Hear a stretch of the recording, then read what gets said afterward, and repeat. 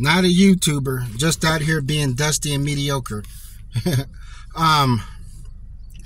I kind of want to go back into what I was speaking before about the the bus driver, and I explained that there was a difference between a bus driver, a bus, and then motor coach. Bus is like school bus, city bus. Motor coaches are a little bit bigger. They have amenities, and they have a bathroom. Like when groups go on tour, they're technically taking a motor coach. But, and the bus driver, a motor coach driver is referred to as a motor coach operator. They were very avid about that in Greyhound. It's a fancier word than bus driver. So when you ask a woman, would you date a bus driver or and she says no, and then ask them, hey, would you date a motor coach operator? But okay, moving on. I understand that they're trying to play the oppression Olympics with black men and black women. I'm like, who was more oppressed? Who had it worse? I'm like, that is absolutely asinine. Even the Young Turks have stated that, black women, they have it the worst. I'm like, man, fuck them. But I'm not here to play the oppression Olympics, but holy crap. There's a book. Now, I don't know if I talked about this book before, but I'm going to talk about it now. It's called 100 Years of Lynching. And the white man, and the book was put together by a white dude. And I know some of you guys don't believe it until the white man puts his name on it. Now, this book isn't fictional.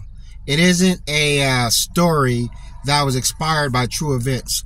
All it is like newspaper clippings of actual lynchings. Yes, the lynchings were in the newspapers. This wasn't something that happened in back alleys or in the shadows and so forth. These were like, I shouldn't have to go into it, the picnics and so forth. But, I was reading through this book again, and there was not everything in this book is lynchings, but it has something to do with the Black plight. And one where a group of people, an organization out of Georgia, wanted $100 million from Teddy Roosevelt to relocate to Africa. I wonder how that went. I wonder if old Teddy Roosevelt came through for them. But these lynchings were horrific.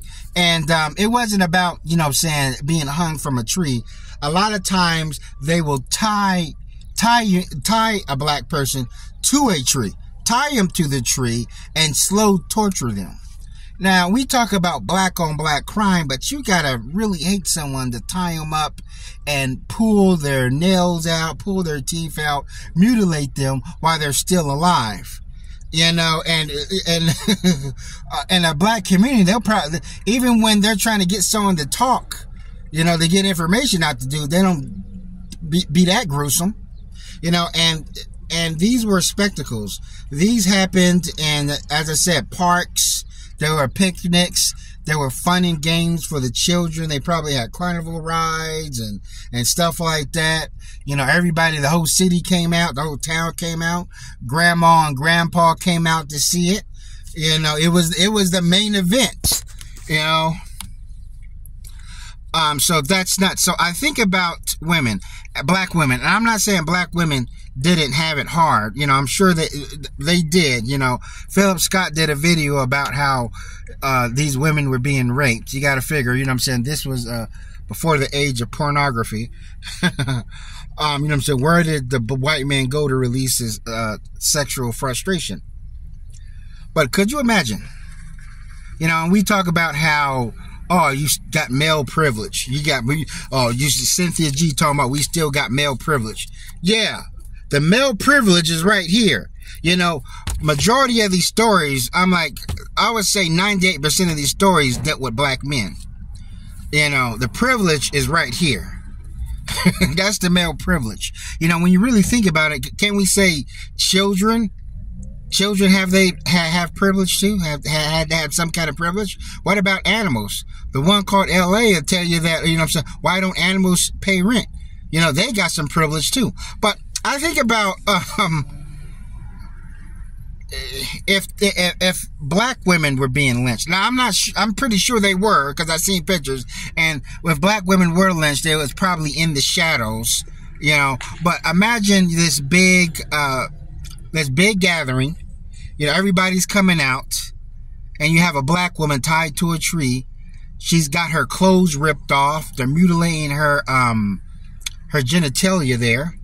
Now, think about it. Even though as barbaric as white society was back then, I think there still would have been some sort of public outcry if black women were lynched the same way black men were. You know, and you have children out there looking at this woman screaming torture, and she's being sexually violated and mutilated and then set on fire or what have you. See, black men, we were looked at as animals. We were too much of a threat. Men are threats. So therefore, to hang us up and down and skin us in front of everybody was no different than doing that to a pig, you know, or a goat.